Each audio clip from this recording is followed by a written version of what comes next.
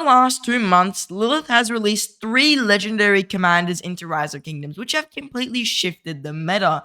And the best way, in my opinion, to show how the meta has changed is to have a nice, easy to follow investment tier list. And that is what I will be doing today. I will be updating my investment tier list, including Hao Bing, Justinian, and also including the other infantry legendary commander, Pyrrhus. So if you are interested in how well some of these commanders may be for investments, and how these new commanders have affected some of your older commanders, especially the cavalry meta, and even in some situations, the infantry meta, for example with Pyrrhus, you definitely want to check out today's video as I put it in a nice tier list that makes it super easy to know what to invest in and what not to invest in.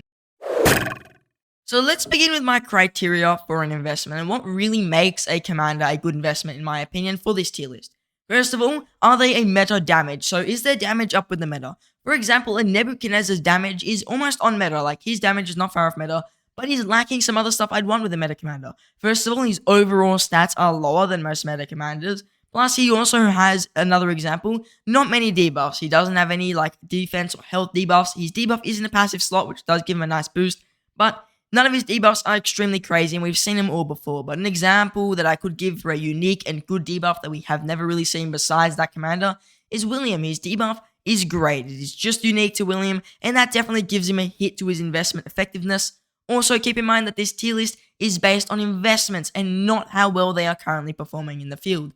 You will notice some commanders rank lower than you expect, and this will be purely because they are doing great in the field right now, but I believe that in 2, 3, 4 months even, they will lose a lot of their effectiveness in the field. Maybe even a year from now, they will lose a lot of effectiveness. And at that point, I put them a lower rank on the investment tier list. Field performance tier list is completely different, and I may consider making one of those. But for now, this is just an investment tier list. And without further ado, let's get into the tier list. So here is the tier list. The top rank is the best invest. There will be one of each troop type in here. 1 cav, 1 infantry, 1 archer, and 1 leadership commander. Must invest are often the best secondary to a best invest commander, and also are really, really good if you're looking to run just 1 march for that troop, or even if you're running 2 marches and you need another primary. Good investments are often really good if you're running 2 marches of that one troop type, even sometimes 3 marches. Niche are really only if you're maining that troop type or you are using some specific commanders in some situations.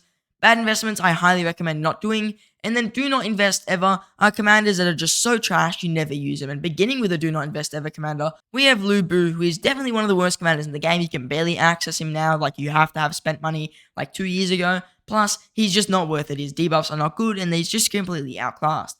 Then we have Ethelfled, and she's going in the must invest tier. She's literally free. Some would argue she should go to best invest just because she is free. But if we're talking pure investment, like what she's going to do in the future, she will definitely stick in that must invest tier. She's got really, really nice active skill debuffs and nice slow. Her damage is lackluster and her overall stats are pretty lackluster. But for a debuff commander, she is really good. I'm putting Alexander the Great only in good investments purely because he's good Season 2, like amazing in Season 2. After Season 2, though, he's not that good. So he gets his real main effectiveness in KVK 2. We don't know what his relic is going to be. Well, we do know what it will be, but we don't know when it's going to come, if it's ever going to come. It's been like 6 months since they announced it. So we don't know what's going to happen with Alexander the Great. That is why he's only in good investments and not in must invest. Some would argue he should go in niche, but I think he still does hold some Season of Conquest effectiveness. Another niche commander, though, Attila. Attila is definitely niche. If you're a whale running around 3 cav marches, he's extremely good. If you're not a whale, you're not running 3 cav marches, he's not as good. Cao Cao is a bad investment. I wouldn't say he's a do not invest ever. He's good for barb forts and he's extremely good in KVK 1 and 2. However, he is definitely one of those commanders that takes a hit to their effectiveness in Season of Conquest. He does have a nice relic, though I don't think it gives him enough of a boost to pump him up to that niche tier. He will just sit in the bad investments. I'm going to push Shano Gupta into the good investments. He's extremely good if you're running 3 cav marches. Like, if you're running 3 cav marches, he becomes a must invest. But most players are running 2. Plus, I think his debuffs, while they are in a passive skill slot, are going to be a little bit outclassed by some of the new meta commanders who do those debuffs in a more efficient manner. Though, I think Shano Gupta's debuffs are amazing, and he definitely will still have a lot of effectiveness. Charlemagne is a do not invest ever. We don't need any statements there. Charles Martel's going in the niche. Very, very good Season 1 and 2, like I've said before. A lot of Season 1 and 2 commanders will be in the niche tier. His relic, though, it's decent. It's not as good as I would have wanted, and I would have hoped that it would be a little bit better, but it's probably not even worth the relic coins in some situations, and only if you're running 3 infantry marches does Charles Martel really become a good choice. Then we've got CJ, and CJ's also going in the niche. He was really good when he first released, but he doesn't have too much in his kit that makes me say, wow. CJ is a good commander. He's just, once again, another one of those weird, more niche commanders. So he's definitely going to sit in that tier. Decent commander overall in the field. He works okay for now, but he's not that amazing. Cleopatra says, do not invest ever for obvious reasons. Pyrus, I'm going to put in the good investments. You might be thinking, well, I'm crazy. Why would I put a commander who we don't even know what his relic is going to be like in good investments? Well, he's extremely good KVK 1 and 2. Like, he's going to be one of the top commanders for that KVK. And if you're willing to make the risk of him having a good relic or not, he might be a good investment. That's why he's in there. It is a risky investment, though. I will say that. Using a Pyrus at a good investment here is extremely risky. You don't know where he's going to be in the future, and I don't recommend it. But if you're willing to take that risk, maybe you spend a little bit of money, you want to buy him in the daily, then go for it. I think that would be worth it in that situation. I'm going to put our friend Constantine in bad investments. Really good for Sunset Canyon. Not good much else. Like, he'll work in Sunset Canyon. He'll work as a garrison KVK2 and an OK city garrison after that. But for the most part, he's not an amazing commander. I'm going to put our friend Gilgamesh in niche. He is just a rally commander. He does perform okay on the open field, but he is not that amazing. Alexander Nevsky is going in must invest. He is not the best investment. I think that goes to another commander who we'll discuss later. But Nevsky is an extremely, extremely good second primary for Cavs, or even an extremely good secondary to the best investment commander. We then have two garrison commanders, YSS and Zenobia, and all garrisons that are in the meta will go into the niche. Edward of Woodstock is a bad investment. Really good KVK2. Pretty much trash after that. Like, he doesn't have any open field effectiveness in Season of Conquest, and he's not a good rally in Season of Conquest. Same thing with El Cid, good Season 2, trash after that. Frederick is only good in KVK 1. Khan, another commander who I'd say is probably the top of the best investments for now, but overall he's not that amazing of a commander, so definitely wouldn't be investing in him. And then the final bad investment is our friend Hannibal Barker, who is just definitely not good. He's actually a do not invest in my opinion. He costs a lot of money. You have to be at least VIP 14, I think. And by the time you hit VIP 14, you're either in Season of Conquest or a Mega Whale. So I just don't recommend getting Hannibal Barker at any point in time. I'm going to put Harold at a must invest. Maybe the top of the good investment tier.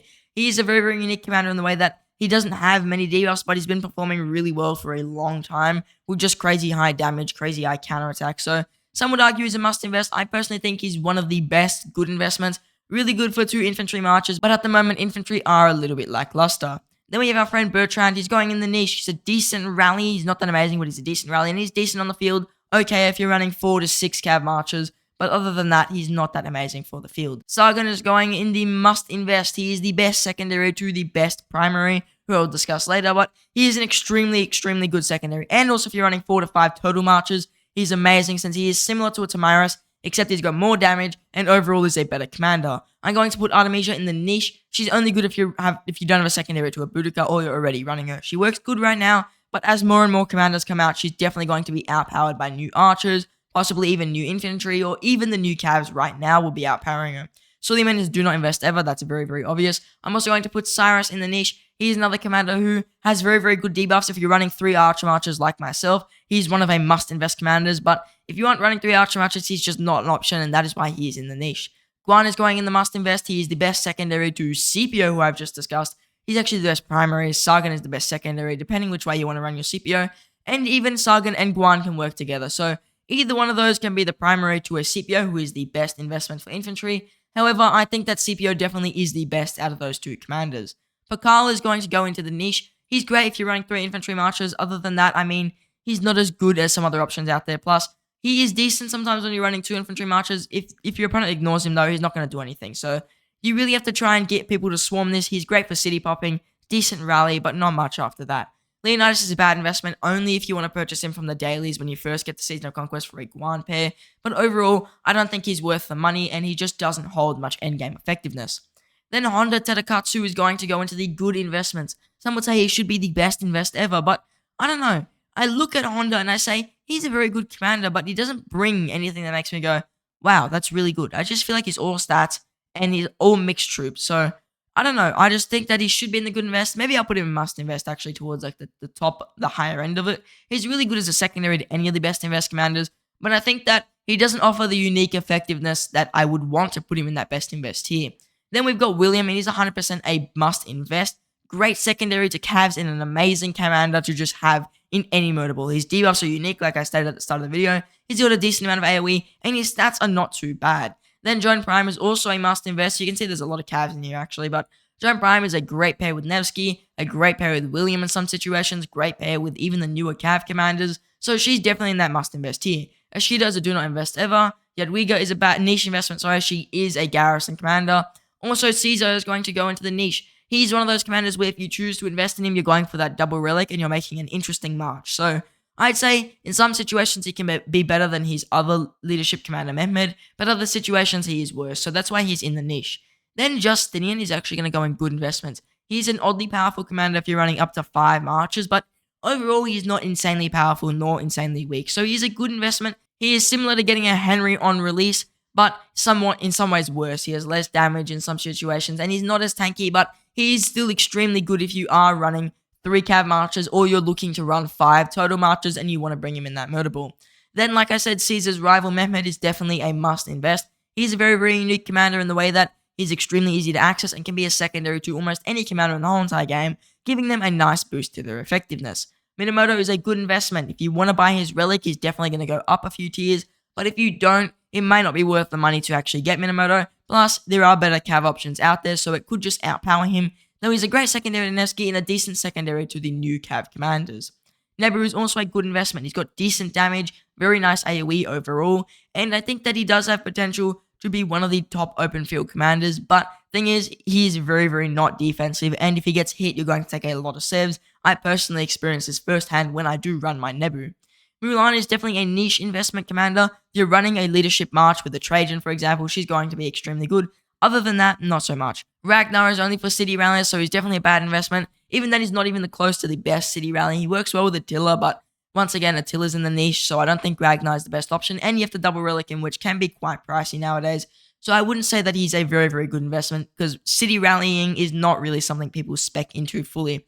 Ramses is also going into the bad investments. Out of every commander of the Archer tier that's newer in some situations, he's not as good. I feel that he does have some effectiveness still. He can still be run and work quite well, but he just isn't a good investment. Like, if you buy Ramses now and you try and use him, he's not going to trade that amazing, and then in 2 years from now, he's barely going to be usable, so he's definitely in the bad investments. Richard is also in a bad investment, really, really good KVK 1 and 2, but healing after that is completely useless and is actually bad in some situations, so he's going to stick in that bad investment tier. Saladin is going to go in niche. He's a decent commander, but the newer commanders actually have slow on them, and also William has a slow on his active skills. So Saladin's slow is definitely a bit outpaced by some of the newer commanders and even William himself.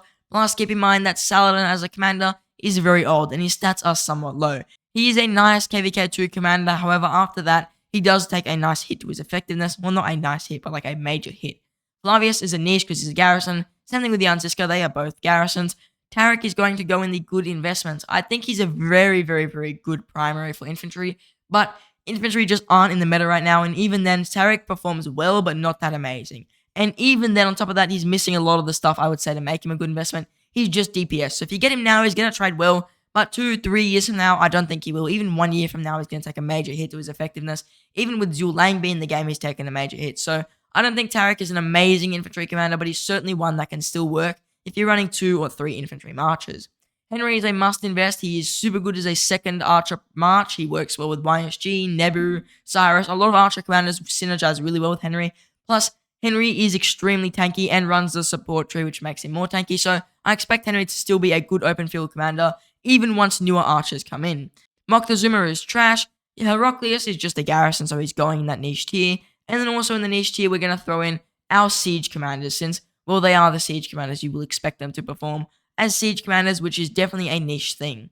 Queen DIDO is another niche commander. A lot of the garrisons here are inflating the number of niche commanders, but it does mean there are a lot of commanders that are very account specific, and I think that does say a lot about the game. Then we've got another best investment, and this is our friend Hao Bing, the best cav investment in my opinion. Some people would say it's Nevsky, and that's certainly valid. You could say Nevsky is on par, if not better, with Hao Bing. But overall, I think Hao Bing is slightly better. We already have a lot of defense debuffs in the game, which is what Nevsky primarily does. Plus, Hao Bing's damage is higher, and Hao Bing has the XY-like rage engine, which I really, really do like. So overall, I think Hao Bing is a better investment, but it can be argued that Nevsky is better. Another controversial decision on my part, I guess, is Boudica Prime in the best invest tier. I think that she is a commander that if you don't have her as the primary, her secondary ZHUGE is not going to perform as well. And that's why ZHUGE is only going in the must invest, but he is by far the top of the tier. Him with Boudica is going to be extremely, extremely good. And you're going to notice that it's going to perform extremely well in the open field. So I think that ZHUGE with Boudica is going to be an amazing commander, but to make ZHUGE as powerful as you possibly can, you need to have the Boudica, and Boudica works well with any archer commander in the meantime while you work on a ZHUGE, but I wouldn't take Boudica past 5551 for most players, so keep that in mind. And also ZHUGE needs the Boudica, that is mainly why she's one rank above him. I'm putting Monotori in bad investments nowadays. You have to expertise her to get her full effectiveness, and she only really works with Artemisia, so I'm not a fan of a Monotori, and overall, I don't think she's ever going to get much effectiveness in the open field or the garrison meta again. I'm going to put our friend Sundok in the do not invest for very obvious reasons, and then we got Attila. He's going in bad investments as well. He's on par with the Ragnar. They're just city rallies. Attila Takeda's okay for the field, but even then, it's once again a bad investment. I'd rather just have the Attila for a Nevsky, possibly. Even if you run Attila Takeda, you're whale only because you just want the high stats. Then Theodora is a bad investment. She's only good as a city garrison. She can work well for AoE farming and also a city garrison of farming as well. But overall, she's not an amazing commander, not in the open field or not in the garrison meta.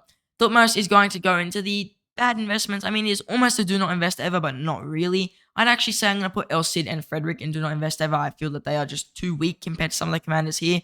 Overall though, Thutmose, decent relic, and I think he gets a nice higher rank on this list, but he is not the best commander by far, and he's not a good investment at all. I still think that if you're going in the early game and you're looking for some archers, he's good, but if you're looking to get a full endgame effectiveness out of him, you're just not going to find it. I'm going to put Tamaris in the niche. She's good for 6 marches. She's similar to Sargon, but keep in mind, Sargon is kind of doing what Tamaris is doing, though I'm pretty sure their debuffs do stack.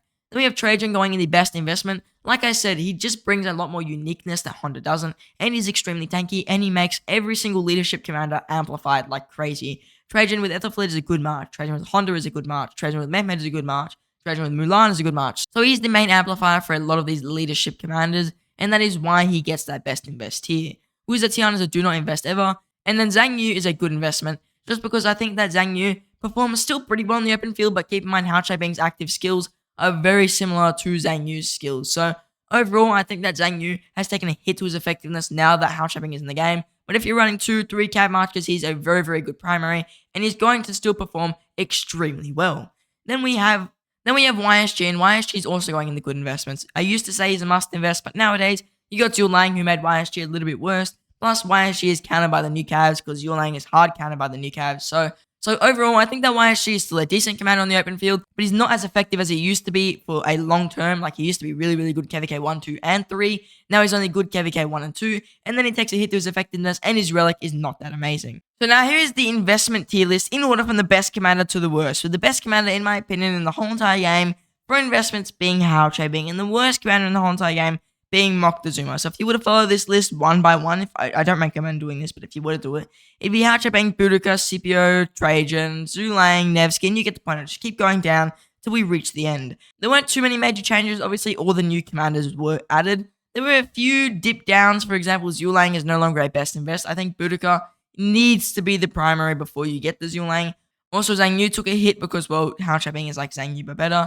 And then also our friend YSG and Mina took both 2 hits each, because I think that A, YSG is a bit countered by these new calves, and B, Minamoto, while still being a very good cavalry commander, really isn't as good as some of the meta commanders, which are going to perform better than him overall. That is why in some situations he may not even be worth it. Now, if you enjoyed today's video and you want to get to know me more, ask me questions, or even just shout at me for some of the decisions I made, then consider joining the Archer Syndicate Discord. There, I will reply to as many of your messages as I possibly can, and also it's a great way to get in connection with the rest of my community. The link for this Discord will be in the pinned comment and in the description. I just want to say thank you for watching, and I hope to see you in the next one.